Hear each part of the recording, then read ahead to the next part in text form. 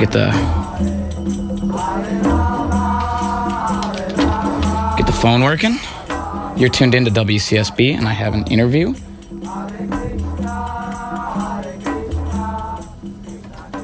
Hello, Michael. Good morning. Hi. Oh, good morning. Yeah, we got it. We got it right this time. First try. Good. All right. This is WCSB Cleveland, and we are on right now with Michael Weldon. How are you doing? I'm doing fine, thank you. Great to hear from you again. You were on about 5 weeks ago, I'd say. I think so. And we ran out of time to talk about all the things we wanted to discuss. It's a big story here, a big exciting adventure that you've lived. Well, we're going to run out of time today too, but that's okay. I'm sure the radio show will continue on, and we could just have you back again if you're down. If we run out of time. Okay. So yeah, last time you were on, you talked a lot about growing up in Lake. Well, maybe first you should introduce yourself for people who didn't hear last time. Okay. I'm Michael Weldon. I grew up in Cleveland, lived there in the 50s, 60s, and 70s, and then moved to New York. And when I was in Cleveland, I worked at record stores. I was in a couple bands. I went to Lakewood High School.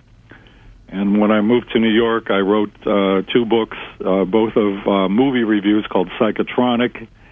And I currently do a Psychotronic radio show from where I currently live in Augusta, Georgia. And you run a store down there, right? With records and... Absolutely. We have a store here that's been getting a lot of local attention, which is called Psychotronic. And we sell a lot of different things, including jewelry my wife makes and movie collectibles. But the main thing for me, anyway, is records, vinyl. You sell new and used records? We are currently selling almost all used records, but I'm going to start doing new vinyl, too. Do you listen to a lot of new music that comes out still? I don't that much. I slacked off on keeping up with new music a long time ago. Yeah. My radio show is mostly retro, 60s, 70s, and 80s. I also, I used to go see bands, relentlessly, and I haven't gone to see many bands in recent years, but just this week we saw 3 bands here in Augusta. One of them was a new band called Vintage Trouble, which I really liked.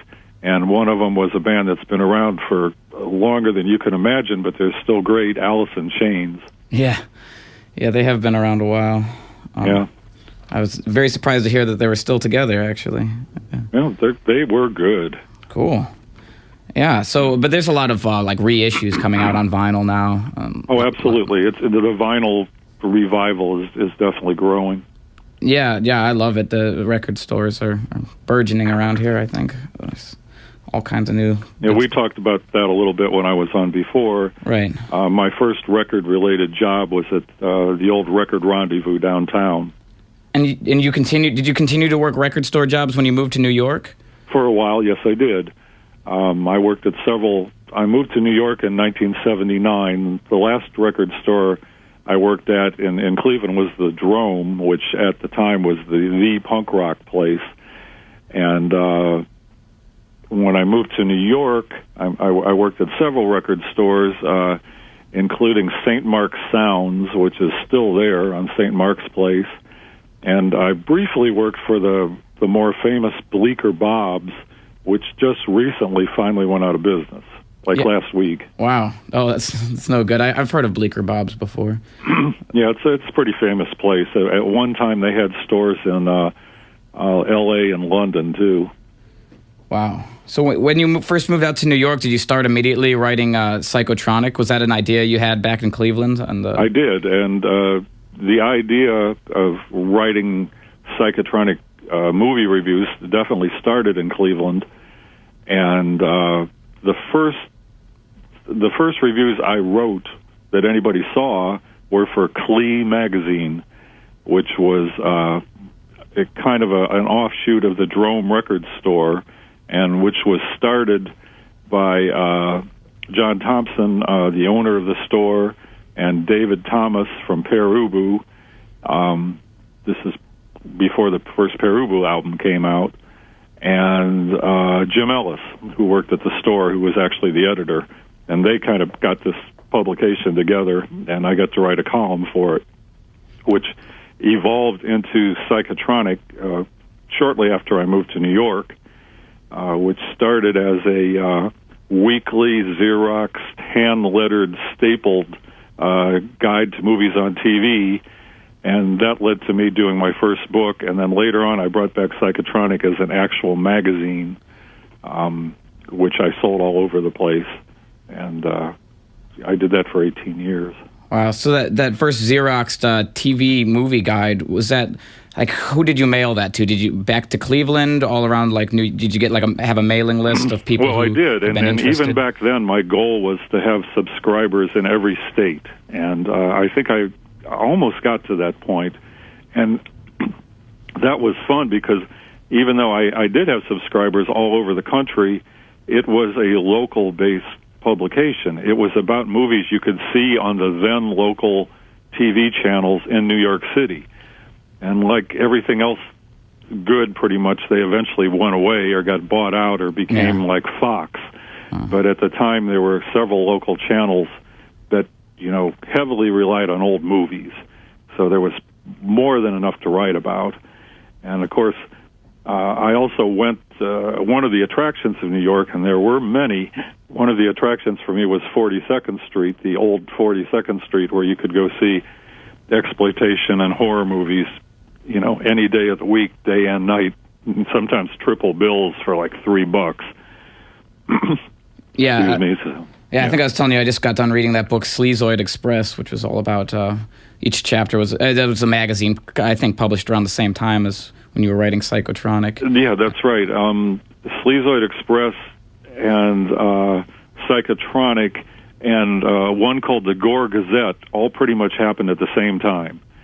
And all of those publications dealt with exploitation movies.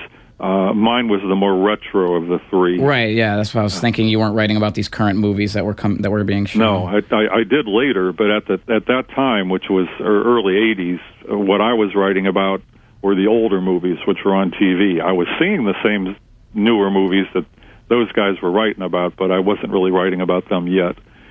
And, it was a very interesting time. It was obviously an interesting time to be in New York City, and if you lived in New York City, you never stopped thinking about it. And I had an apartment there from 1979 until about 2000 is when I finally got rid of the apartment.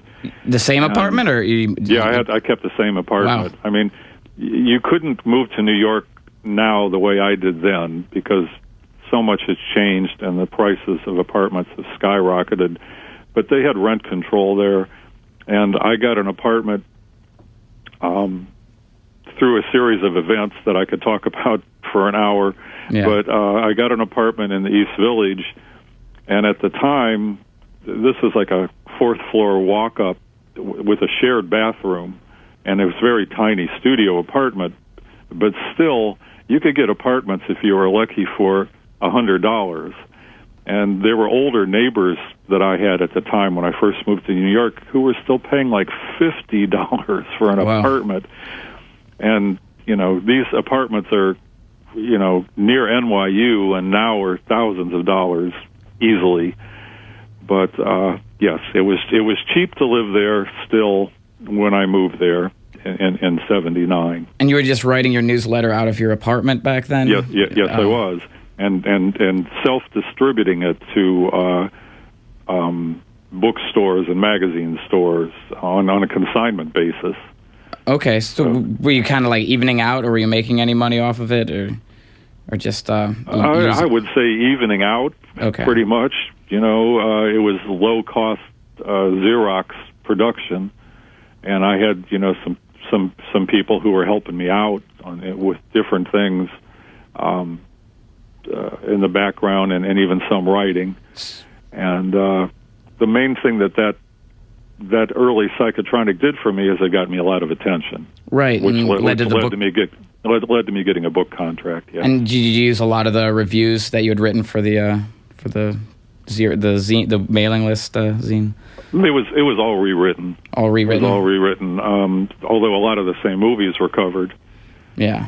And, so my first book came out in 83, and it just kind of hit me because somebody reminded me that my first book came out 30 years ago. And I'm going to be going to Austin, Texas in June. There's a really good, top-notch revival theater there called the Draft House, and they're going to bring me to Austin to do a special day honoring the anniversary of my first book. So I'm still talking to them about what movies are going to be shown. That's awesome. And you've done some film festivals in the past, or curated some festivals, right? I was actually getting coffee this morning, and I mentioned to my friend that you were going to be on the air, and somebody overheard and said, oh, I met that guy before at Borders, and I went to one of the Psychotronic film festivals. Well, yeah, I did, mostly in the 80s. I did either film screenings or festivals in Boston and New York, quite a few in New York, kind of small ones, but I could talk about that if you want. Cleveland at the Cinematheque, that was one of my favorites because I got to show widescreen movies. Oh yeah, and the most memorable for me was the experience in 1987 of doing a traveling Psychotronic film festival all over Northern Europe. Oh wow! I traveled by plane and car and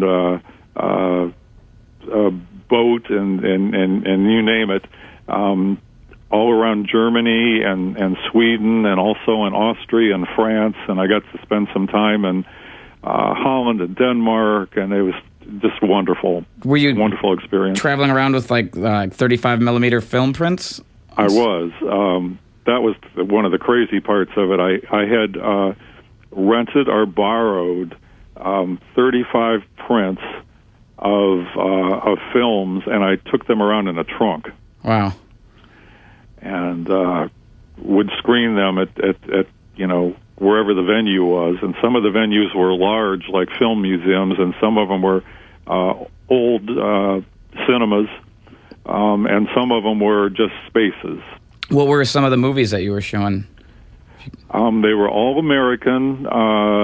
Some of them were cult films. Some of them were films I thought should be cult films, but I had things like, Carnival of Souls and Robot Monster and Daughter of Horror from the early 50s. I can't even recall what all of them were right now, but they were all American films, all black and white. Some of them were being shown in the respective countries I was in for the first time. And I also took some shorts, some industrial shorts, and some commercials and things like that to open up with.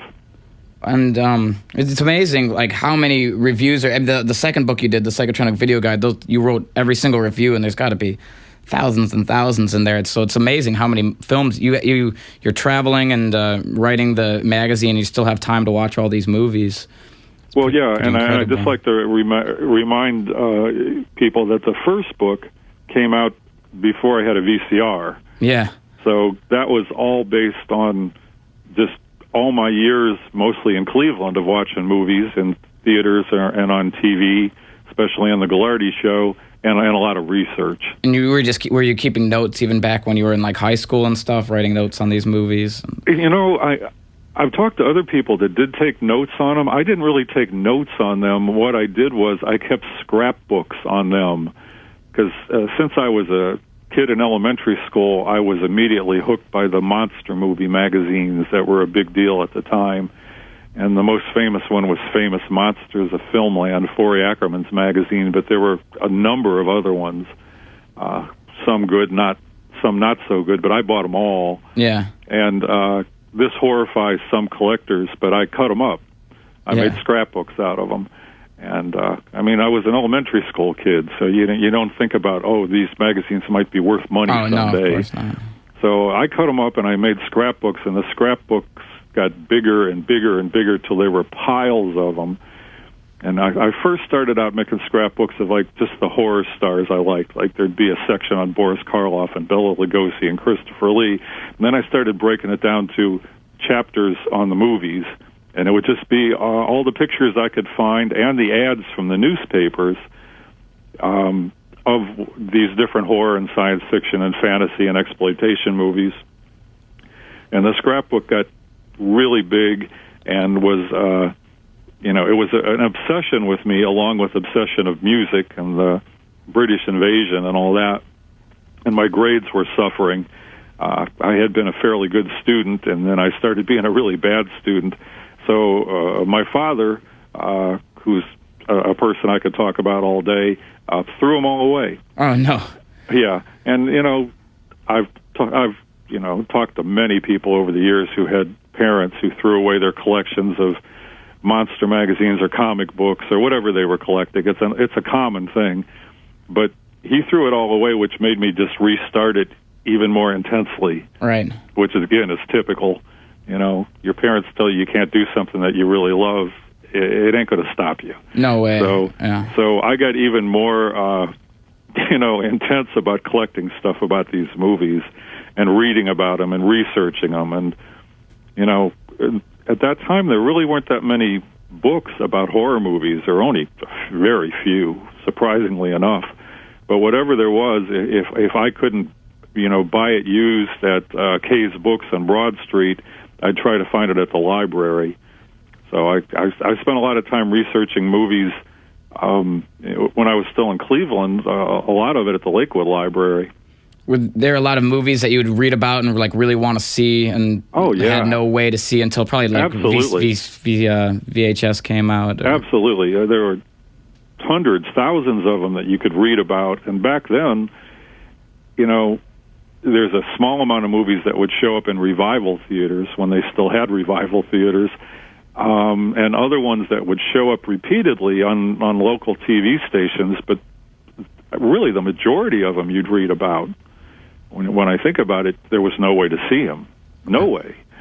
And you would just think about them and want to see them and wonder what they were like. Yeah. And hope you'd see them someday. And then when Beta and VHS showed up, there was a growing flood of releases of movies that you never had an opportunity to see before, mixed with all the new stuff coming in, and it was just really endless. And you never could see all the movies, even of one type.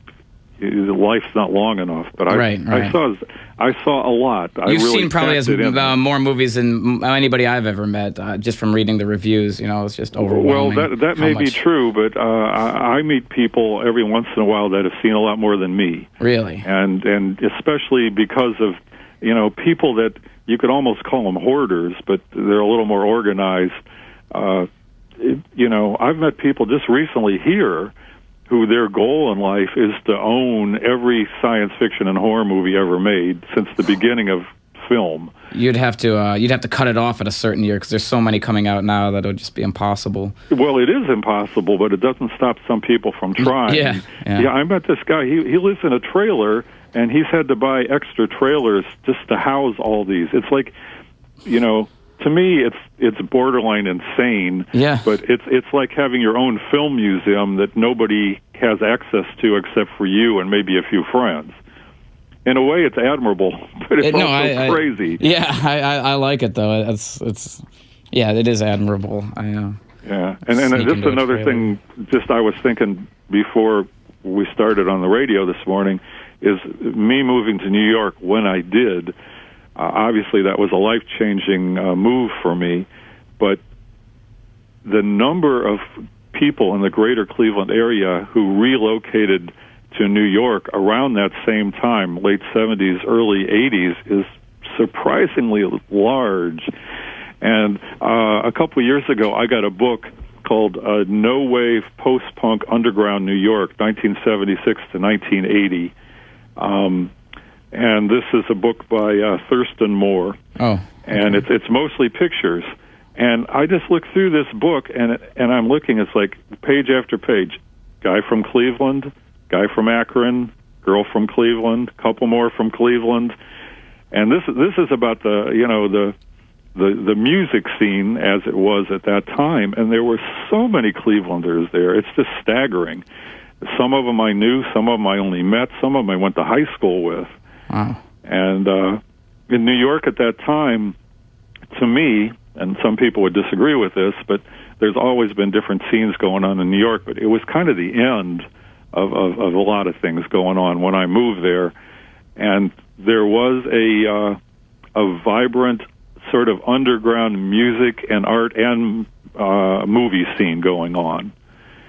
And it was kind of the last gasp of a lot of that, because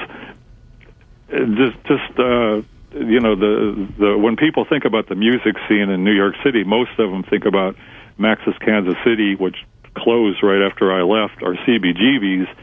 CBGB's was still there, but all the bands that are known for CBGB's weren't playing there anymore. Yeah.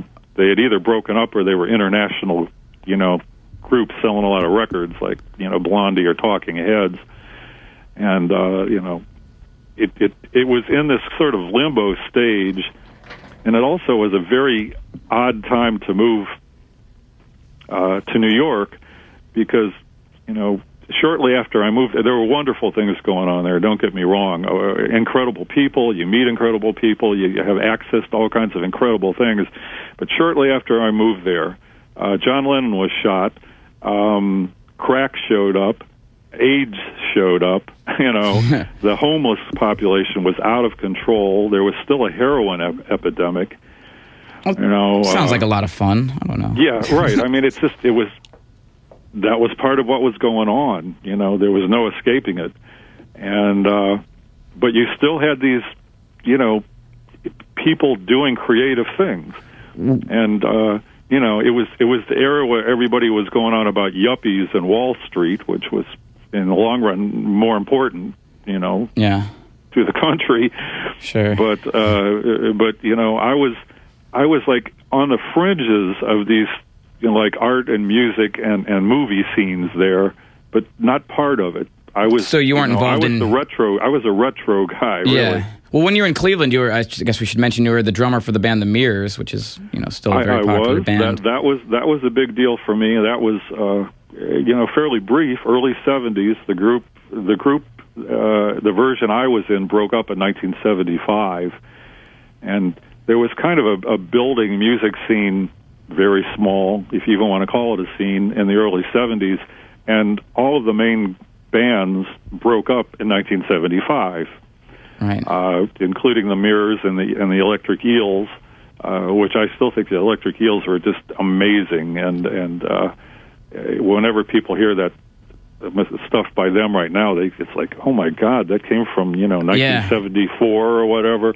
And then there was Rocket from the Tombs, which also broke up and kind of split into Per Ubu and the Dead Boys. And you were playing shows with all those guys, I'm sure. Back then, sure.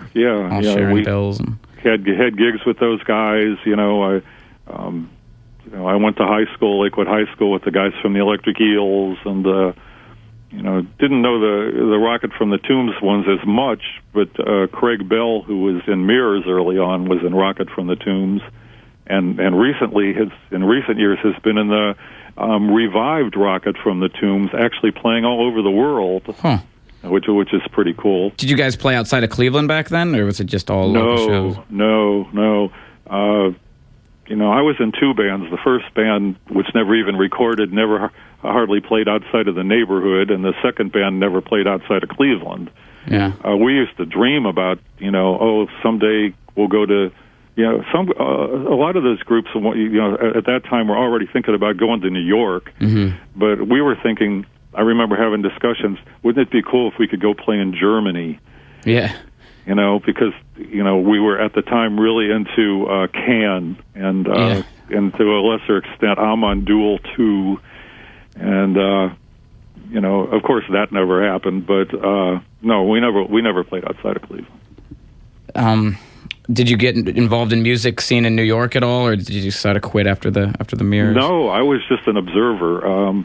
I again, with knowing so many musicians who had been in Cleveland, I got on the guest list all over the place. So I got to go to all these clubs that were happening in the early 80s, usually for free. And like I was saying, the number of Clevelanders just in the music scene that went to New York around the same time as me, it's just ridiculous. And the whole no wave scene was full of Clevelanders. Yeah. And the Cramps were basically formerly Cleveland area based group. Really? At one time, 3 of the members of the Cramps were from the Cleveland or Akron area. Huh. So so you had time to go to all these movies and all this and see all these bands too at the same time. Was it really like as wild as like that book Sleazoid Express, which the movie showing is real wild too, like people yelling at the screen and throwing things? One thing you got to realize about Sleazoid Express, it's like I knew the guys that did Gore Gazette and Sleazoid Express because we were doing similar things at the same time, like I said, and they were both unique characters. And Rick Sullivan, who does the Gore Gazette, is still around, and as you know, Bill Landis passed away. Right. And Bill Landis was one of the more unique characters I ever met in my life, and not necessarily in a good way. He was, could we do a show about Bill Landis one day? I mean, sure. Yeah, I'd love to. He grew up on Staten Island with a military family. His family was Greek heritage, and another funny thing, it's like the 3 of us got compared in different ways, especially back then. And it's kind of amusing to me because Bill Landis and Rick Sullivan both had what you would call straight 9-to-5 suit and tie jobs. Oh, really? And yes, and I lived in the East Village working as little as possible and, working at record stores still and going to see movies and bands all the time. When Bill started out, I think he still lived with his parents on Staten Island. As a matter of fact, I know he did because I remember when he moved into the East Village. And, they had these corporate jobs, and so they were like, rebelling against their straight-laced jobs in some ways. But Bill was intensely into exploitation movies more than anything else in 42nd Street, and he kind of personally got so into it that it became his life. Yeah. I mean, he was a big fan of Herschel Gordon Lewis movies. I mean, I could relate to that. Yeah. He owned copies of them that he'd screen in his apartment, But he also was very much into you couldn't get much more underground than like S&M movie theaters and live sex movie theaters in New York. I don't even know if underground's the right word, but you couldn't get much sleazier than that, let me put it that way. And he just kind of disappeared into that scene. Whoa. I mean, it's one thing to, watch exploitation movies on 42nd Street and think, this is really sick or gross or, I'm surprised they're even showing this. But he wanted to live this stuff. And he eventually was a junkie acting in porn movies. Whoa. And it was an incredible thing to see. He went through some transformations that I couldn't begin to explain. But he knew his stuff intensely. I mean, he worked in adult movie theaters, and that was part of what he wrote about. Right. The audiences there, the movies, and he went out of his way to work in a movie theater that didn't just show normal so-called normal porn. It was S&M porn. Right. I don't even want to see this stuff. I've got my limits. I mean. So there's some movies showing there that were just set limits in your life to survive, and especially being in New York and in that time period, and I have my limits in what I watch too, or if I watched a lot of stuff I don't really like just to kind of report on it. Yeah. But he was in another universe from me as far as his life and what he was what he was into. Did you attend any? Were some of the movies get people real riled up, like seeing Fight for Your Life? He's writing about, people going nuts in the theater and just a lot of tension. I did have a few experiences like that, and for me, the most memorable one, which is a much bigger budget, better known movie, but I saw it on 42nd Street, Caligula. Oh yeah. Now that was an uncut version of a controversial movie. I mean, it was backed by Penthouse magazine, so right, and had a lot of big stars. Yeah, what's that? Yeah. A lot of big old John Gielgud and famous. Yes, and Malcolm McDowell. Yeah, and it had some hardcore scenes in it and some violence in it. That the violence in that movie would seem tame today. I mean, you could see things like this on Game of Thrones, or right, and now we've got The Walking Dead and stuff like that. But there were a few scenes in that movie that at the time were shocking to everybody in the audience. So when I went and saw that, and again, what's permissible changes over the years. Back then, people smoked pot in the movie theaters on 42nd Street with no problem. Right. And then some people would eat, bring chicken dinners and eat it in there. But there were people that were getting high in the theaters, no doubt about it. And later on, that turned to crack, which was a tragic thing, because I remember sitting in theaters, you could get a contact high off the pot smoke, and later on, the smoke started smelling really weird. I was reading about that in the book, about the angel dust, the certain sickly sweet smell of some of those. Yeah, exactly. And I didn't know what it was at first, and later on I found out. But in any case, I don't know what people were smoking when I saw Caligula. It's probably pot. But more than one person just kind of lost it during the movie, and one guy was standing up and screaming. Because it was so shocking to their stoned at the time senses. Yeah, I haven't seen that in a while, but I remember this machine that was chopping people's head. Their heads are sticking out of the ground. That was the main scene that stuck in my mind. Yeah, man, me too. From seeing that. And I mean, that's the kind of stuff I lived for as a kid. Because when I was a kid, the movies were still heavily censored. Yeah. And part of the excitement about reading about all these horror movies is there's an uncut version that you can only see in Italy or Japan or Germany or whatever. We're never going to see it here. It's not just heavily cut on television in the movie theaters. Even when the rating system came out, they would have to cut a lot of the horror movies to get an R rating or a GP rating. So you'd almost dream about what's missing here and when can I see it. And of course that all changed with video, because if you looked hard enough you could see it. But as a kid, if you saw blood come out of somebody when they got shot, or an arrow goes through somebody, or a decapitation scene that looked anywhere near real, that was a big deal. Yeah. But it isn't anymore. No. Well, there's something about CGI blood or decapitations that just isn't nearly as effective as these old special effects that they would use. It's not. And that's, although some of the computer effects are brilliant, usually for me in recent years, they just ruin movies. No, I totally agree. Do you feel that there's a point where, when I'm renting movies, I was born in 1985, I use that as a cutoff year. I'm mainly interested in movies up till the early 80s. And then after that, a lot of irony came into play, and horror movies got, I don't know, a lot of one-liners and just real campy or just real boring slasher movies.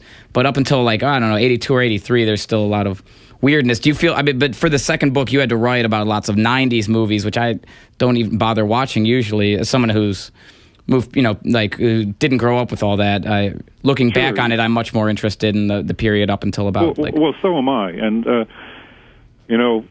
I've been asked this recently, but my favorite periods of movies are probably the 30s and the 70s.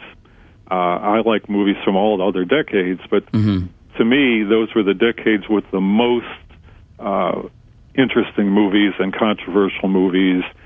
And in the 30s, you had movies being made, many of them before the production code. Right, so that was 1935 or something? It was around there, when they started really clamping down and censoring things. But before the censorship, if you grew up watching censored movies for most of your life, and then you go back and see some of these 30s movies, early 30s movies, it's whoa.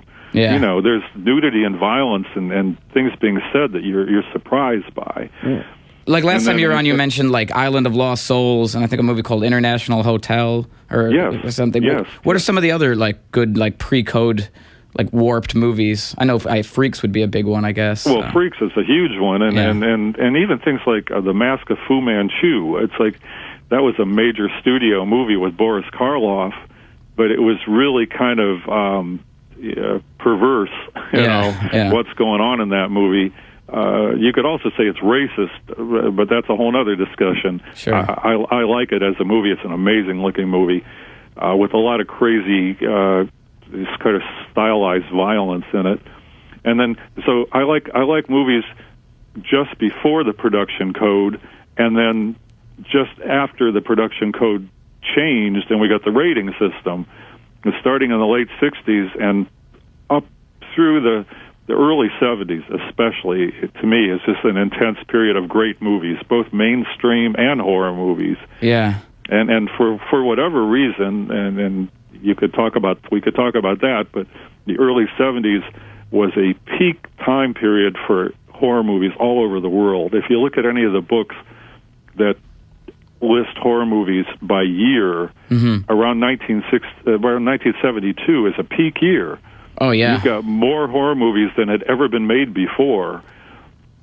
And, you know, it has to do with what was going on in the world. Right. The Vietnam War and the loosening of the censorship. Yeah. And, you know, you start getting more, you know, vampire movies and zombie movies and sort of psycho rip-off movies and a lot of occult movies too, and like so many movies with like Satan in the title from around the early 70s. Oh yeah, Satan movies, Charles Manson movies, you know, you name it. You know, and then you got notorious things like Last House on the Left, and then you get The Hills Have Eyes and Texas Chainsaw Massacre, and you know, a lot of really fascinating stuff that they're still remaking. You know, still doing sequels to. And you're right, that kind of continued up until the early 80s, and then it kind of just got more corporate and bland and predictable. Yeah, the slasher craze took off, and then after that it was like one-liners and like killers, Freddy Krueger style killers, or just everything became tongue-in-cheek. And there's still some good ones, but it just wasn't not the same amount of just weirdness as the 70s, which is... That's true. All true. Yeah, have you heard of this movie Witchcraft 70? I just heard about this the other day, like a documentary about like Anton LaVey and stuff. Absolutely, yes. Yeah, Anton LaVey, I mean, fascinating shyster, you know. Yeah, I don't think there was anything real about that guy, but, you know, he did what he did, and he had followers then, and he's got followers now. Sure. Interesting to read about. Yeah, every time I think I've like heard like or like read about like most of the movies, and I'll discover some whole other genre. And just recently, I've been seeing all these like Satan documentaries from the early 70s like listed. I'm like, oh, this sounds great. You know, I've never heard of most of these. Yeah, there's ones that are actually about devil worshipping or people that believe in that kind of stuff, fairly serious. Yeah. And, other ones are just a different. Excuse to make a porn movie or a near porn movie. Can you think of any titles off the top of your head that would be like weird in that genre, like weird documentaries about Satan worship or anything? You know, like you say, I've seen too many movies, and I try to keep them out of my head. Oh yeah, and I would have to look them up to remember the titles accurately. So yeah, a lot of good biker movies coming out in the late '60s too. Biker movies, another fascinating thing that you know goes back to the Brando Wild one, but then really took off again with the Wild Angels by Roger Corman with Peter Fonda. And, you know, besides the biker movies themselves, which I like, the soundtracks to the biker movies I'm a fan of. Yeah. Especially the ones by Davey Allen and the Arrows. Oh, I need to hear some of that. Do you sell a lot of... He did the soundtracks to Wild Angels and Devil's Angels. I just heard the Devil's Angels soundtrack the other night. I didn't realize it was Davey Allen and the Arrows. So. Davey Allen and the Arrows, yeah. You know, I'm equally into music, and I'm a big fan of instrumental music, and probably my first favorite band was The Ventures, And, later on I got into Link Ray and Dick Dale, and to me, Davey Allen is up there with those guys, although he's not as well known. Yeah. And most of his, best albums were done in a short period of time in the late 60s, and a lot of it was movie soundtrack work. Wow. And sometimes he wasn't even credited. They just make up names of groups, but it would be him. Yeah, and a lot of those, even if the movies are boring or not worth seeing, a lot of those European horror soundtracks from the early 70s are very good, too. Well, yeah, that's another discussion, but soundtracks, you have the traditional Hollywood soundtrack, which is, a score that was orchestrated, and, some of them are wonderful. But then you start getting the rock influence, mostly late 60s and 70s. Pink Floyd started doing soundtracks. Oh, yeah. Ian was doing soundtracks. Right. And then you get the John Carpenter soundtracks like Halloween, which were very influential. And then you get Tangerine Dream. And then in Italy, you've got the Argento movies with the Goblin music. And all of that stuff's fascinating. And by the way, here's the Cleveland connection some people don't know. If you write about horror movie soundtracks and how things changed, and you recognize how important the soundtrack to Halloween was, John Carpenter's soundtrack collaborator was Alan Howarth, who's from Cleveland. And I met him when I was in high school. And he was in bands in Cleveland before he went to California and started doing soundtracks. And he was the guy who came up with that stuff more than John Carpenter, and after a while he would get full credit. This is a soundtrack by Alan Howarth. Yeah. Like Escape from New York or something like that, which I saw on 42nd Street. Yeah, those killer soundtracks. The Halloween 3 one is really good, too. They just reissued that on vinyl. Yeah. John Carpenter. He was in a band, Alan Howarth was in a band in Cleveland that never really went anywhere called Braino. And, did they record anything? They may have. I never owned any. Okay. Braino, and their sound man was a friend of mine from high school named Brian Risner, who soon afterwards became the sound man for Weather Report, traveled all over the world with them, and for a while was the sound man for Prince. Wow. Yeah, that's very cool. Do you still run into Cleveland people anywhere you go when you're showing movies, or not so much anymore? Well, yeah, I do. I lived in Virginia for 13 years, and we were in kind of a remote area, tourist area, but Clevelanders would come in every once in a while, just kind of out of the blue on vacation. And, I'd always, talk to them about, when did you live there and what did you know and who did you know? And it's like one funny thing for me was not too many years ago, some young guys came into our store in Virginia buying records, and they brought up that they had recently gone to a club. I forget the name of the club, but it's a small club in Cleveland where rock people play. Mm-hmm. And the former lead guitarist of both the James Gang and Pacific Gas and Electric still plays there. Whoa. And his name's escaping me right now, but I'll think of it in a second. And he's a born-again Christian. He's an amazing guitar player. Oh, it's Glenn Schwartz, right? Glenn Schwartz, exactly. Yeah. And they, I knew that about him, but I didn't really know the details. And they were saying, yeah, we went and saw him, and he's an amazing guitar player.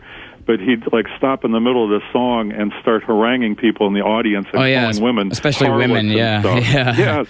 Like, this is insane. Oh yeah. And I saw him when he was with Pacific Gas and Electric at Le Cave, which is one of the legendary clubs that was in Cleveland for a short period of time, where the Velvet Underground used to always play. And I never saw the Velvet Underground, but I was in bands with people that did. Yeah. But anyway, that's where I saw Glenn Schwartz, and it was just funny for me. It's like one day, I open my record store, and these guys come in and from Cleveland and start talking about Glenn Schwartz. Yeah, I guess David Byrne is a big fan. He came to Cleveland for something at the Playhouse Square a few years ago, and he went afterwards to Hoople's, was the bar he was. Glenn Schwartz was playing at, and he was David Byrne videotaped him there during. Really? That's funny. Yeah, it's interesting. There's a lot of still a lot of good outsider musicians in Cleveland, just especially older folks. I follow around some of them and film them. But yeah, just a lot of interesting warped minds still here. Oh, absolutely. Another thing I was thinking about is not long before I moved to New York, the majority of the underground New York bands came and played in Cleveland. Speaking of David Byrne, I saw Talking Heads when they were still a trio playing in a church in Cleveland. And Peter Lochner, who's a major figure in Cleveland, rock history and interacted with what I was up to in many ways, he brought television to Cleveland, way before they had an album out. Yeah. Patti Smith came, Blondie, the Ramones, on and on. I worked at, in between working at record stores, I worked at a record warehouse distributor, and one of the guys that worked there, who I knew from high school, was Bradley Fields, who was one of the first people I knew that moved to New York and was in a group called Teenage Jesus and the Jerks. Yeah. Lydia Lunch. One day he showed up at the back door. I was working at the dock at the time with the Heartbreakers, the New York Heartbreakers. Yeah. And if you're into that kind of music, you know that most of those guys were junkies. And I let them in the back door. It's like, wow, it's Johnny Thunders and the Heartbreakers, and they came into the warehouse and stole things. And I got blamed. Oh man. That's pretty awesome. What you started your store back in New York, right? Like in the 90s? Late 80s, early 90s is when we had our store in the East Village. Yeah. I think I read like Tarantino used to come in there and stuff. Well, it's not like he would come in on a regular basis. What happened was he was in New York with his first movie, Reservoir Dogs, which hadn't been released yet. And he was on his way to the Cannes Film Festival, which is where it kind of exploded. Yeah. And he had been, a guy working in video stores, and I had also worked in 2 video stores, in between working in record stores. So he knew my magazine. He knew my book. That's it. My first book had been out. So he came in and it's like, oh, hi, I'm glad to meet you. And I had no idea who he was at that time. Right. But, he's a real motor mouth, and you could talk to him forever. And so he came in twice, and we talked a lot. And he was interested in doing interviews for my magazine, but of course his career took off in such a ridiculously big way that never happened. But he stayed in touch with me for a while, and he read my magazine, and I'm proud of the fact that I'm basically positive that he cast at least 2 people in his movies because of interviews we had of them in Psychotronic magazine. Who would those be? Well, one of them was Lawrence Tierney. Yeah. There's no doubt that Lawrence Tierney ended up in Reservoir Dogs because of the feature we did on him, because nothing had been written about him in years. And the guy in California got an excellent interview with Tierney for me, and I added in all the facts I could find out about his arrest record, which was extensive. I mean, he was in and out of jail, for decades, and drunken brawls and everything. Yeah. And I know that really appealed to Tarantino. So Tierney got a job because of being written up in my magazine, and so did David Carradine, although he was, he had a more active career and, was a lot more famous really than Tierney, but, he ended up, of course, in the Kill Bill movies, and it's strangely enough, just the way small world stuff is, there's a local guy here in Augusta that makes movies, very low budget, and he had Carradine here for one of his very last roles, acting in a Western here in Augusta, Georgia. But that's good. He's like his dad then. He just would say yes to everything. Well, cool. Eventually he did become just like his dad. Yeah. And yes, give me a check and I'll go anywhere in the world to act in any kind of movie. I mean, we turned on cable TV just last week, and there was a pretty amazing looking Chinese movie from a few years ago, and eventually there's this thing with like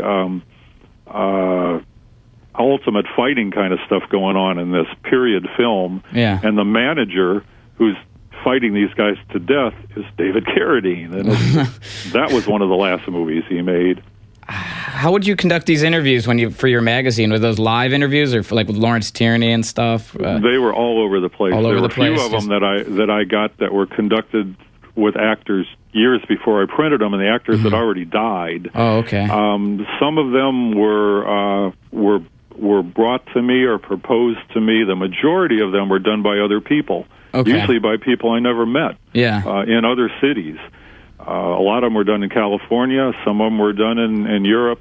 I did some of them myself. I think the first one I did myself was Davy Allen of Davy Allen and the Arrows. Oh, you'd interview music people for the Psychotronic magazine, too? I preferred to do the music people myself, yes. I interviewed the one of the last ones I did was the singer from the Electric Prunes, which was in the last issue that never got published. Yeah, they probably have like wilder stories, the musicians and the actors and stuff. Sometimes, but you know, some of the I really lucked out in getting some of the better known actors in Psychotronic, and I also lucked out by sometimes having interviewers who were just really dedicated to what they were doing and put in 110%. And I got to say that a few of the best interviews, including the Carradine interview, were done when the interviewer and the star being interviewed were drunk. Yeah, I bet. I've turned the tape recorder on. And you know, because actors can be really protective of their legacy or private life, but some of them you have a couple drinks and they just open up. And you know, some actors' lives, any actor's life is interesting if they only just talk about the film roles. But once they start talking about their private lives and like what went on when we were filming this movie in the jungle of Peru or something, that's when it gets really interesting. You know? Oh, yeah. I just got a book of Hopper interviews, and he's going off about the jungles of Peru. I always wanted to get an interview with Hopper. I wanted to meet him, yeah. Hopper is just it's so fascinating, you know, his insane personality, his political changes, and he, you know, going all the way back to a guy who was in 2 James Dean movies, was in major cultural icon movies, and then later on, in a way, became like the Carradines, you know, just write me a check, I'll go anywhere and do anything. And then there's the famous story where he was making this movie in the jungle, and it was like high out of his mind and running around naked and got arrested. And he was replaced by Marjo, the former child evangelist. Oh, from that movie, Marjo. Yeah. Well, they replaced him at Hopper with, wonder what movie was that from? I have to find that out. It was called Jungle something. I'd have to look up the exact title. It's just some kind of nonsense, you know, movie made in South America or Mexico. Yeah, I'm throwing a Hopperfest, 5/29. It'll be 3 years since he died. It'll be the second time I've thrown a Hopperfest to show especially a lot of the stuff he was doing in between, like Easy Rider and his comeback in the 80s with Blue Velvet. He was making all these crazy European movies. And it's just like not even acting. You're going to show Out of the Blue? That's one of my all-time favorite movies. Maybe I'll show Out of the Blue. Last time I showed Tracks and Texas Chainsaw Massacre 2 and Night Tide and some stuff.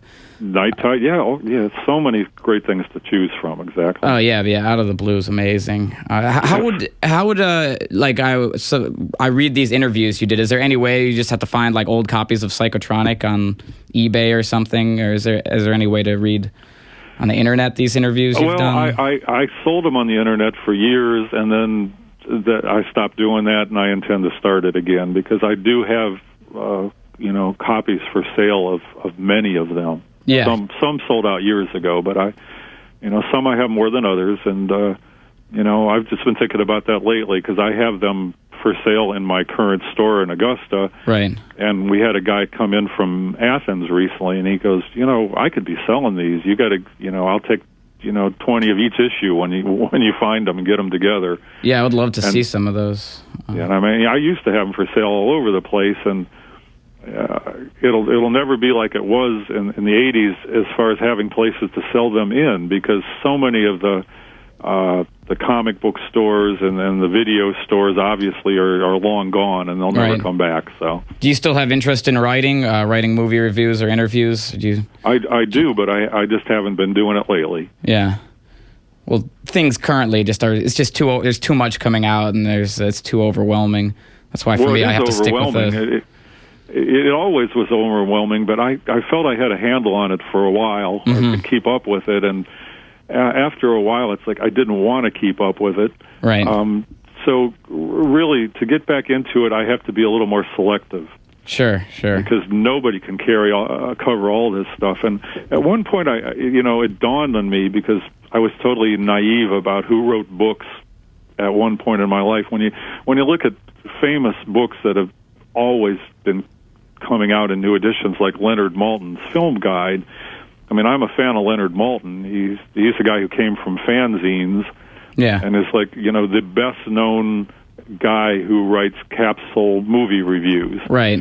But in fact, he has a whole team of people that write those things. Oh, they come out under Leonard Maltin's name, though. Yeah, it's all. There's no way that one person watched all those movies and wrote all those reviews, but at one time I thought he did. Yeah. But yeah, he's got underpaid film nerds all over the place writing reviews for him. So I never did that. No, it's amazing how many you, especially in the video guide. The first one, I think you had a couple people helping you out, but you did the bulk of the reviews for the. I did the bulk of them. The second one, I pretty much did all on my own. But even with the fanzines, when it came to doing my Psychotronic magazine, except for columns where people reviewed things, as far as the review sections, I wanted to and did write 100% of them. And that was so time-consuming. I loved it, but it was really time-consuming, watching them all, writing all these reviews. And I was looking around at the other comparable magazines and fanzines, and the majority of them were written by like a dozen people. Yeah. Not one. Sure. And I started thinking, what the hell am I doing? This is crazy. Yeah. Well, I'm glad you did it. It's an amazing body of work. Just pouring, it's trying to see all the movies. Like I went through and highlighted everything I want to see, but it would take me years just to see all the ones I want to see from the two books put together. A lot of the reviews you mentioned seeing in like other countries and stuff too. Did you go to a lot of movies like all over the world? Or? I mentioned earlier today that I toured around Northern Europe and showed these American movies. So wherever I'd go, I'd have some downtime. Maybe I'd be there for 3 days, maybe I'd be there for a week, and I'd meet people that were, intense movie fans, and they would want to show me stuff. It's like, have you seen this? Have you seen this? Yeah. And in some cases, it was, literally film museums, and sometimes just at somebody's house. And I saw movies, foreign and American, that I had never even heard of before, being in Europe. I mean, when I was in Sweden, I was shown a science fiction movie made in Iceland. Whoa. And do you remember what it's called? And I don't even remember the name of it, but it's like, that was a unique experience. Yeah. And there were people in Paris and Berlin that collected American exploitation movies and had ones that I hadn't even heard of before, and it's like, oh, you got to see this, and usually it would be some totally wacky, insane, low-budget regional movie. Do you have, yeah. Do you have any favorite theater that you've ever been, like a real memorable movie theater, or a place that you just liked going a lot? Like, what do you think's the best theater or your favorite?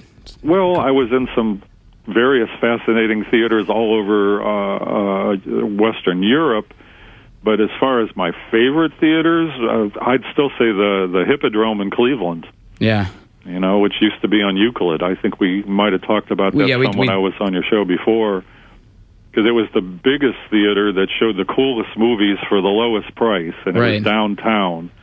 And I was always attracted to downtown Cleveland. Yeah. And then later on, 42nd Street was like a whole block of hippodromes. Sure. Did you have a favorite 42nd Street theater? Well, the coolest one, the biggest one, the neatest looking one was the New Amsterdam, which is was showing exploitation movies when I first moved to New York, but stopped after like 2 years, and now is a Disney place. That's where the Lion King was. Yeah, maybe is again. I don't know, but it was the largest, most ornate theater on 42nd Street, and it's got a really deep history going back to vaudeville and like Al Jolson and all this stuff. So I felt lucky to see movies in there. I remember seeing like John Carpenter's The Thing in that theater. Yeah. That's so that gives you an idea when I was going there. Right. Do you have any ideas for what you're going to be showing at this festival in June? Well, this theater in Austin has an archive of 3,000 movies, which they eventually sent me a list of. Mm-hmm. And it's heavy on drive-in and exploitation and foreign films. Yeah. So I had to go through this, really long list and choose from it. And they have some really obscure things in there. I was like, here's a movie, a French horror movie that I actually saw in Cleveland, late night TV, heavily cut, called The Black Rose. Here's the Caged Heat with a soundtrack by John Cale. Whoa.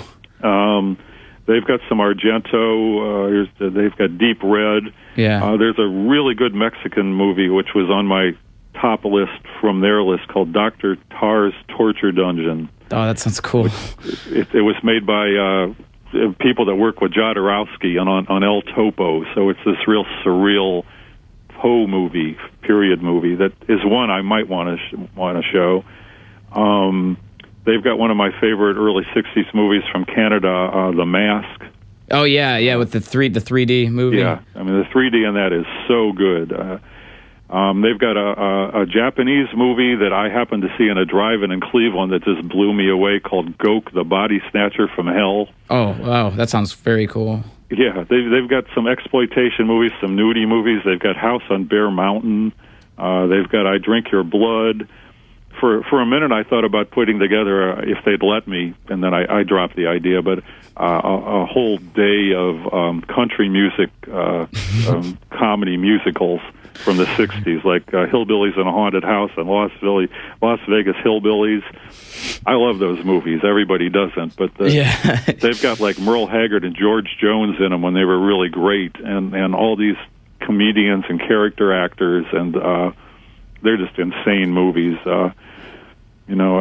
That's the kind of thing. I never saw those when they were new or when I was a kid, but they were playing on the same circuit as like Herschel Gordon Lewis movies. Yeah, they were mostly made for the South.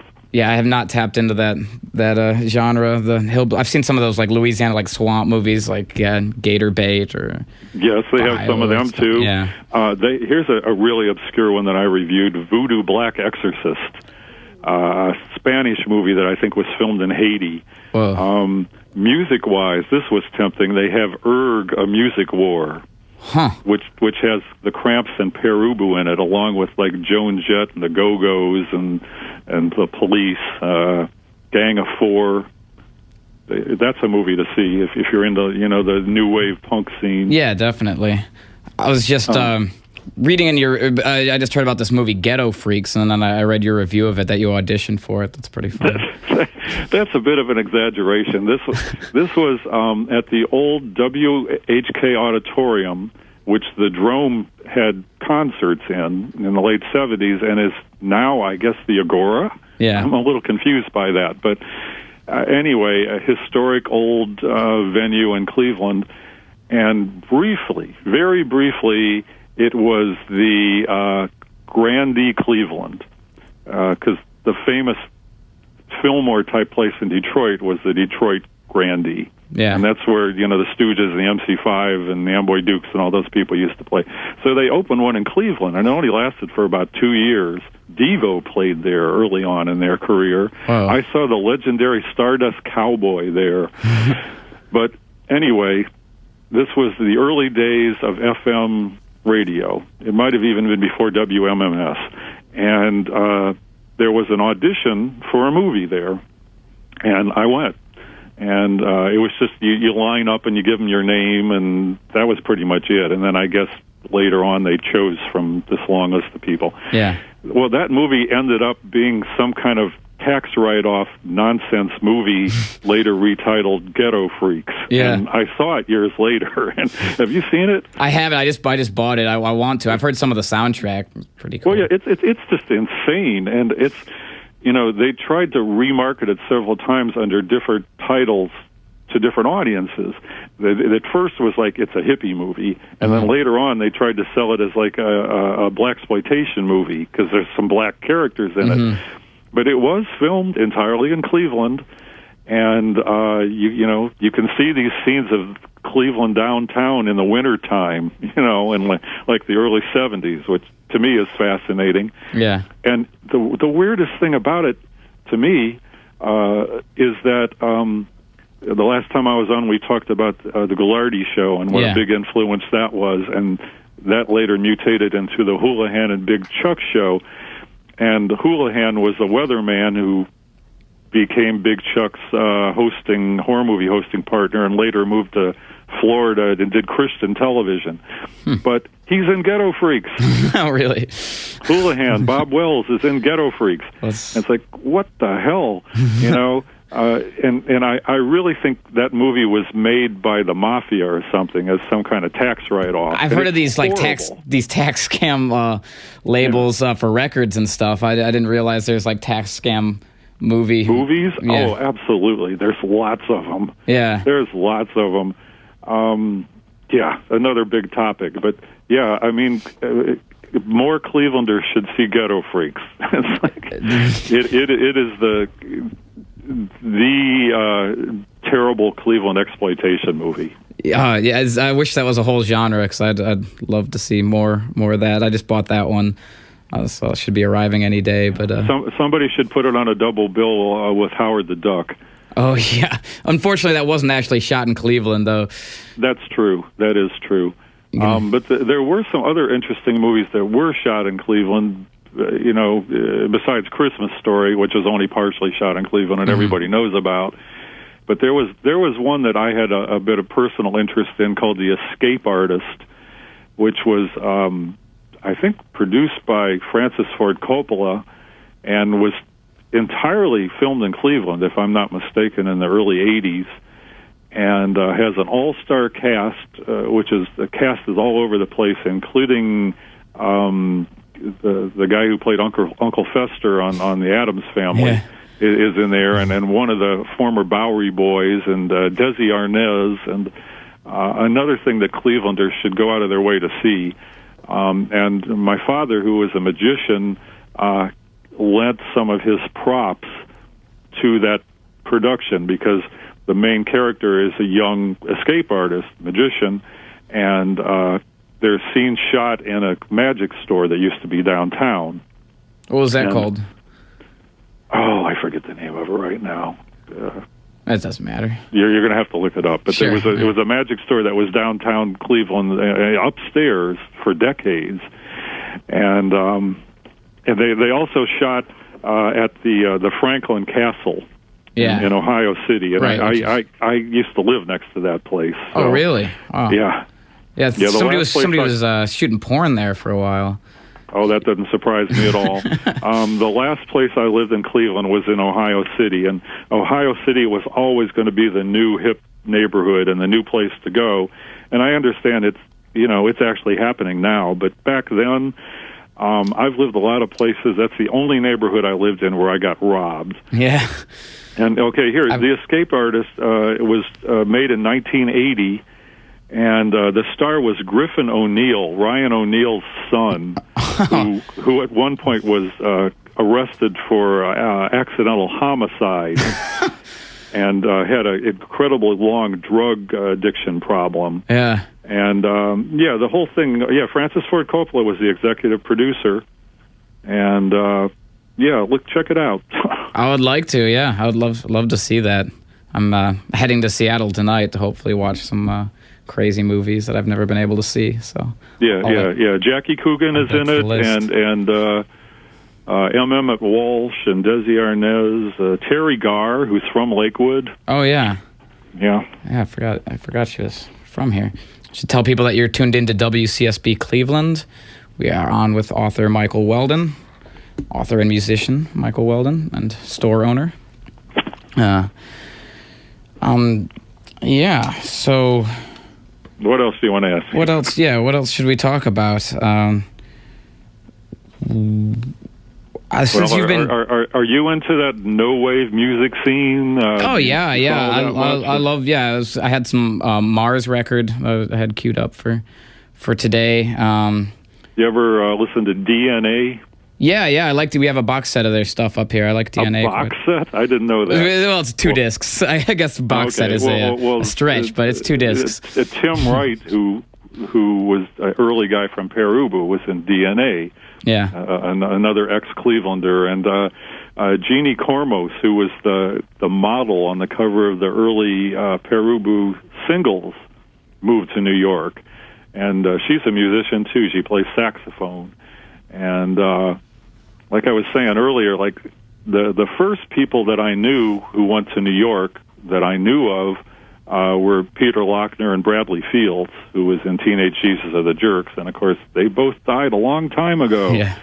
And actually, for all the people that lived in Cleveland and moved to New York, a lot of them went there and their marriages broke up or they died.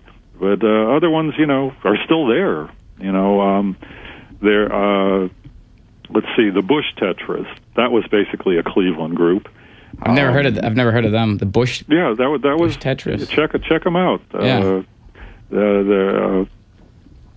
Two of the Bush Tetras were very briefly in a group that I was very briefly in called X Blank X.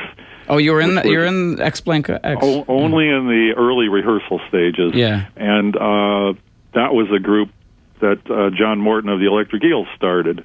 Dave E. from the Electric Eels was also very briefly in that group.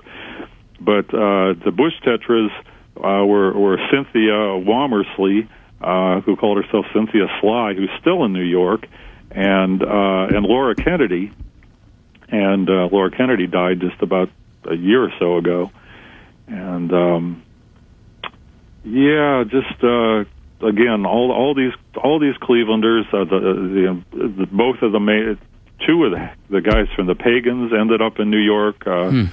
Mike Hudson, who I think has since relocated to California, and his brother Brian, who was the drummer of the Pagans, who I got to be good friends with, and he died young.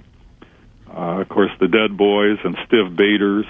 I didn't know him well at all, but I had met him, and the last time I saw him in New York, he was really kind of living large, and his girlfriend was an MTV VJ, Whoa. Martha Quinn. Oh yeah, I've heard of her. Yeah, exactly. That. Yeah. Speaking of the earliest people I knew of that moved to New York, I'd have to include Miriam Linna, and she was the first drummer for the Cramps, and later formed Norton Records. Wow. Which is a really cool company, which is still around. Yeah. And Anton Fear, who also worked at Record Rendezvous, who was in a whole lot of groups, including the Feelies and the Lounge Lizards, and had his own group, Golden Palominos. You ever listen to them? I've heard. I think I actually have a record by them. Somebody gave me. They changed styles from record to record, but at one point it was an amazing super group, and Tony, who was a great drummer, would get people to play on his record, like Michael Stipe from REM and Richard Thompson from Fairport Convention, and John Lydon from the Sex Pistols. They're all on the same record, and it's his group. Yeah, I need to hear some of that. That's awesome. That's golden. Yeah. He's one of those guys that was in so many groups. I probably saw him play in 5 or 6 different groups. And John Lydon you're talking about? Or? No, I'm talking about Anton Fear. Anton Fear, okay. Yeah, I never did see John Lydon play. Yeah. I saw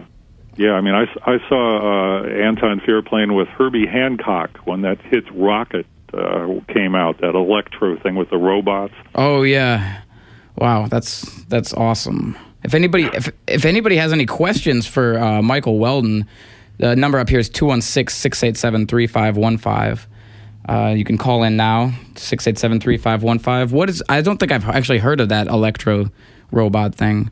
It was a big crossover hit for Herbie Hancock. It was okay. They played it on MTV, and they were mechanical robots in the video, which was a big deal at the time. It was a big hit. Oh, hopefully I can find that on YouTube. That sounds pretty. Oh, you easily could find it on YouTube, and the album was a top seller. And here's one I was curious about. You mentioned your top 20 of the 1970s. In your book, The Video Guide, you have your top 20 or top 10 from each decade. You put in your top 20 a movie called Squirm, and then a Jeff Lieberman movie. And then I went and watched it, and I gotta say I didn't like it too much. But okay, fine. And I looked up your first review of it in the first book, and I was like, I wonder what he liked about this one. You're like, oh, pretty bad. You called it a pretty bad movie. I was like, huh. Well, I so maybe have the right changed to change my opinions over the years. Oh, sure. You know, and I had seen it again. Yeah. And I just thought it was really well made and scary and unique, and I thought that director was a really promising director. Yeah, I love Blue Sunshine a lot. Exactly. He also made Blue Sunshine. I mean, what a brilliant idea to have people having acid flashbacks who become psycho killers, basically. And I might have pointed out at the time that's probably one of the first horror movies that was partially set in shopping malls. Even before George Romero did that. Right. Yeah, there's that whole end scene when he's chasing that bald guy through the Zalman King, I guess it was. Zalman King, who we had an interview with. Oh, he went on to direct porn or something, right? Not porn. 90s, like erotica, sort of. Softcore erotica. Yeah. Both movies and cable TV series, yeah. He reminded me of Sean Penn a little bit in Blue Sunshine. He's got a... I could see why. Yeah. Yes. Yeah. But yeah, I'm a huge fan of that. There was there in Montreal, somebody opened a Blue Sunshine theater, actually. Really? Yeah. That's funny. Yeah, it didn't stay open for very long, but they were showing all sorts of 70s movies. I didn't get to go, but... Another thing that's just... It all figures in with me in Cleveland and New York is who the mayors were. And when I left Cleveland was in default, and the mayor was Dennis Kucinich. Right. And I think Dennis Kucinich is finally out as a congressman. He just got the past election he got voted out. I heard that he was going to be a Fox News commentator. Has that happened? I don't know. I don't know. I worked at a coffee shop in Lakewood for a while, and he would come in there a lot. He was And I used to see him in a diner on Lorraine, but he's really an interesting character, and of course he was one of the youngest mayors in American history, I think.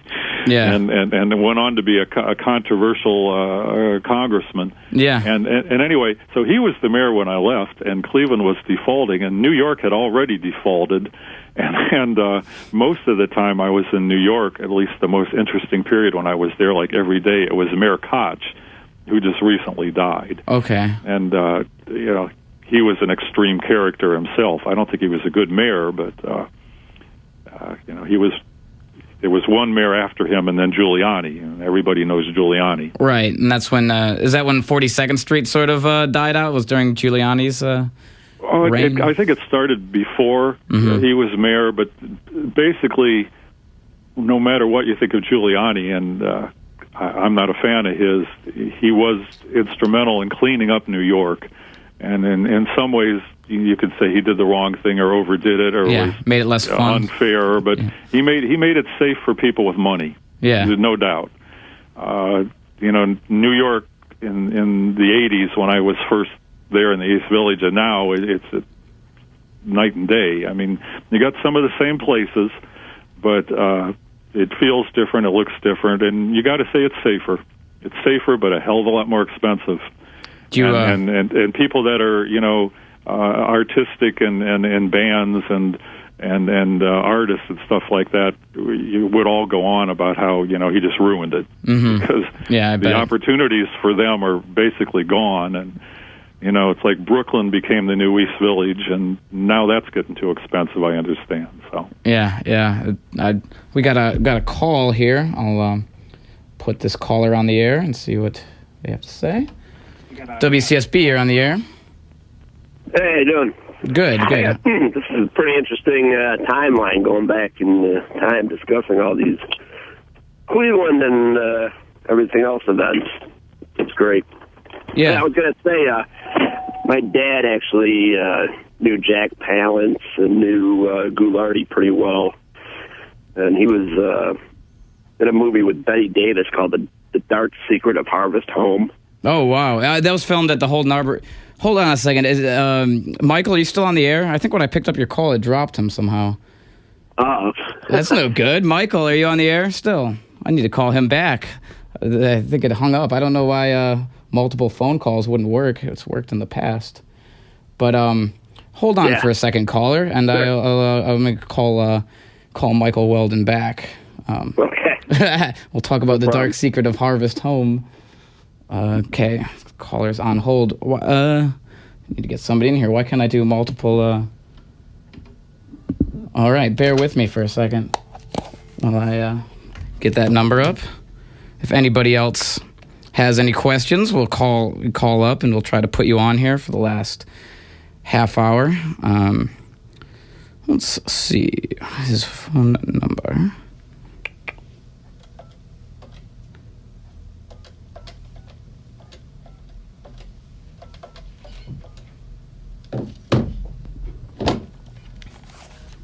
I'm getting a busy signal. Oh, this is no good. No good. Well, sorry to have ruined the interview by taking a phone call. Let's put this guy back on the air, and we'll try Michael again. Caller? He's not on anymore either. Well, I guess I don't know what I'm doing up here. They should get some professional. Have you guys ever heard the Tammies, the Egyptian Shumba? I'm going to play that song because it's really good. It's my favorite song of late. This girl group that that Lou Christie produced. Here's the Tammies from 1963, Egyptian Shumba. All right, that is the Manson family there from the album Sings the Songs of Charles Manson. And if you've been listening to my show, I've been playing a lot of Manson family jams. I want to hype up an event that's happening 8 days from now. I won't be on the air next Tuesday. I will be out of town. There will be a fill-in. So I'll hype up this event. There's a caller. Let me see what he has to say. WCSB, you're on the air. Oh, hello. I had called about 20 minutes ago. Dark Secret of Harvest Home? Yeah. They got disconnected there from... Yeah, I couldn't get you back on. Everything just sort of fell apart at once. It's all right. It's all right. But Michael Weldon had to go to work. But if you want to mention what you were talking about, something about Jack Palance. Yeah. My dad had known Jack Palance and Ghoulardi. Yeah. Good friends with him, and he was in a movie called Dark Secret of Harvest Home with Betty Davis. This is in 1978. Right, it was like a made-for-TV movie. It's real long, too, right? Like yeah, it was real long, and my sister was supposed to be in the movie that Patricia Arquette got the part, because my mom had her, utmost, beliefs of that was a double movie, Oh, yeah. Hopefully it was, yeah. Well, Patricia Arquette, man, I wish your sister had gotten the part, because I don't want, not a big fan of Patricia Arquette or her career. Yeah. I like Rosanna a lot, but Patricia just annoys me a lot of stuff. Yeah, Roseanne's not bad. But although there's this good movie called Tiptoes. Do you ever see Tiptoes? No, from 2003. Oh yeah, it stars Matthew McConaughey and Kate Beckinsale and Patricia Arquette. And in the movie, Matthew McConaughey and Kate Beckinsale or whatever, they're like this happy couple about to get married. But then it turns out that Matthew McConaughey has a whole. She never told her that his whole family are midgets, little people. And Gary Oldman plays his midget brother who falls in love with Patricia Arquette, and all these midgets come up and just start partying and wrecking their lives with their crazy parties. Great. And then Matthew McConaughey gives birth to a midget son, and he goes all dark and freaks out, and it turns into a horror movie. Yeah, for a while. Yeah, it's real. You should check out Tiptoes. It's good stuff. Yeah, I'll have to look at that. Yeah, you can find it at your local record exchange in the dollar bin. Nice. Yeah. Yeah, my dad was also in the. I still haven't seen it yet. It was way back. This is back in the. He only did it for 1 year. I think it was in 1957. He did a part on the 11 o'clock news called "Cesar of the Jungle," and he would do this narration of animals in Mortal Kombat. And I've only heard stories about it. I've never seen it, but it was way back. My dad was born, or my dad was. I was born. My dad was 52 years older, so he was quite advanced when I was born. So yeah, that's awesome. In any case, I have to try to find out, that video somewhere. It was in the, which video? Dark Secret of Harvest Home? No, the Cesar of the Jungle. He did like a narration. Oh. He'd always have like a glass of wine. It was like a 10-minute narration. It was on the 11 o'clock news. What was your dad's name? Paul Orgill. Orgo? Orgill, yeah. Orville, okay. Orgill, O-R-G-I-L-L. Origorgioo. Okay. L-L, two L's. Oh, okay, Orgill. Got it. Yeah. Third time's the charm. But Michael Weldon, I have to look him up. He sounds pretty knowledgeable on. Oh, he's seen more movies than anyone I know. Check out his books. You can still find a copy for not too expensive of his Psychotronic Encyclopedia of Film or the Psychotronic Video Guide. Yeah, that sounded. He was right up. He was up on the music too. Oh yeah, the Mirrors are a very good band. If you've never heard them, there's a box set called Hands in My Pockets. That's most of the stuff they recorded. Chad Smith was in that, right?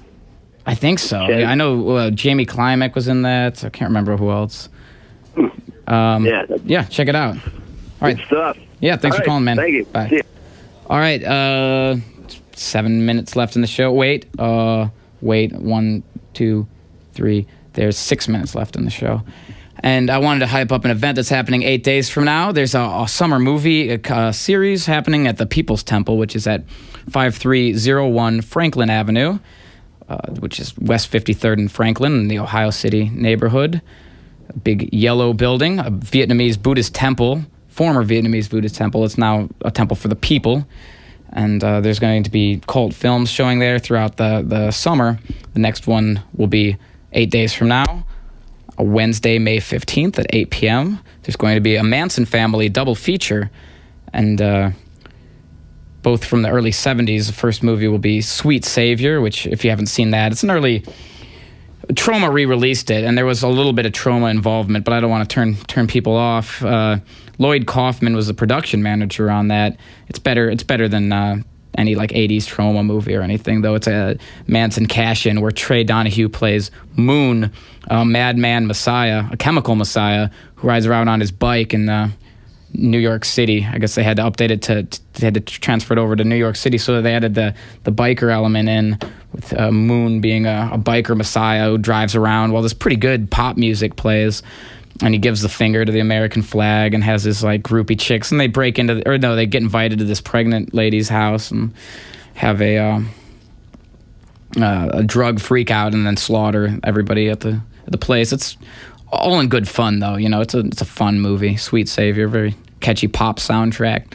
This will be followed by the documentary Manson from 1972, which was made by a guy named Robert Hendrickson and another guy named Lawrence. What was his name? I'll look it up right now. Two directors. One of them was murdered right after... Lawrence Merrick. He was Sharon Tate's acting coach, and he was murdered shortly after this movie came out. But it was filmed around 1970 after Manson had just gotten arrested, and they had acquired a bunch of footage from the Spahn Ranch. And there's all these weird freak-out parties happening at the Spahn Ranch pre-murder or pre-arrest days, and little kids taking LSD. It's real freaky. And then they interviewing all the chicks down in the bunker. Squeaky and the girls are down in this bunker with shotguns, and they're threatening snitches and talking about their celebrity hit list. And the movie's real liturgic, all kinds of Woodstock-influenced split-screen effects, and just a real drugged-out narration, real good stuff from 1972. So if you want to see this double feature, that's a free event happening at the People's Temple not tomorrow, but the next Wednesday after that, May 15th at 8 p.m., and that's 5301 Franklin Avenue. Shown on the big screen, a big projector, big sound system there. And then, of course, we're gearing up for Hopperfest 529, which be 3 years since his soul departed planet Earth and went on its cosmic journey. But we'll hear more about Hopperfest in the weeks to come. Jukebox Willie will not be on next. He has been booted off the air, and we're having a protest for him, a rally all week long until he's allowed back on. CSB's finest DJ, my favorite show. He was playing too many Nabisco cookie commercials and getting just too controversial for the airwaves with some of his views. But he's missed, and I'm sure with your help, just call the station nonstop, tell them, hey, where's Jukebox Willie? Let's get him back on the air. Let's get the jams back.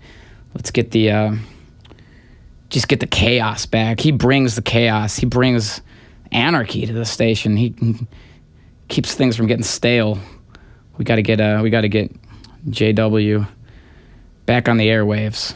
Maybe by next week we'll have succeeded. Who knows? But we'll keep trying, man. We're not going to stop. We're not going to let him go the way of the Willows. 2 minutes left. You guys want to hear the Egyptian Shumba again? It's so good. Let's hear that, and then I'll talk at you next week. Oh no, that's more of those bunker chicks.